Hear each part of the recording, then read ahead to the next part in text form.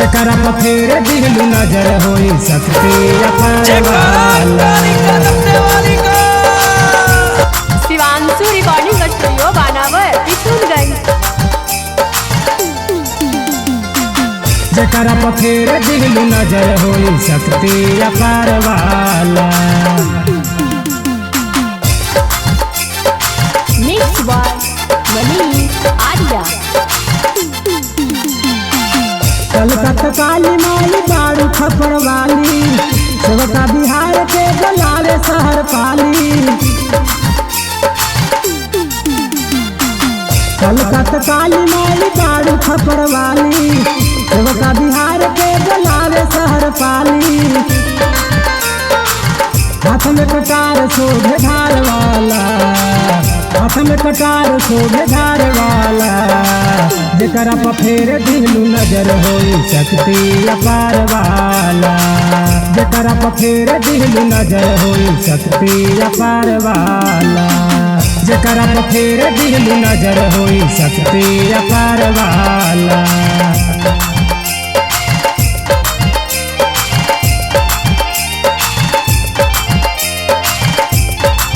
जेकरा पर फेर दिलू नजर होई सकती अपार वाला।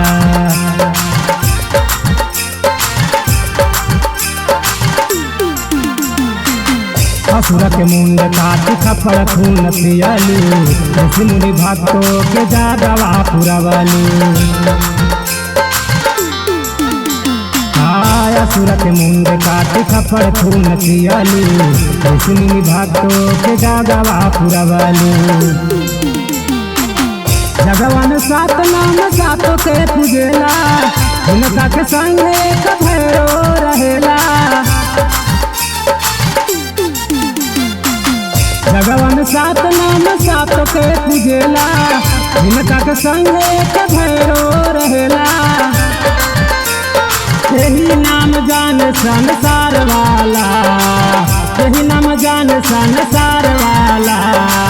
जेकरा पर फेर दिलू नजर होई सकती अपार वाला। जेकरा पर फेर दिलू नजर होई सकती अपार वाला। जेकरा पर फेर दिलू नजर होई सकती अपार वाला।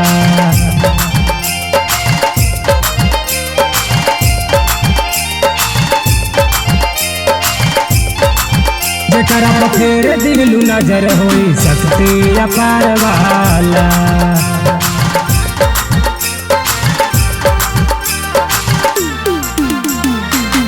लिखले रंगी लगावे आनंद बिहारी, लोकसिंह बनावे राजमान सा पुजारी। लिखले रंगी लगावे आनंद बिहारी, लोकसिंह बनावे राजमान सा पुजारी। तोरे बहिन के अपना घर बोलवाई, रोशन डीजे अपना द्वार का बजाई। तोरे बहिन के अपना घर बोलवाई, रोशन डीजे अपना द्वार का बजाई।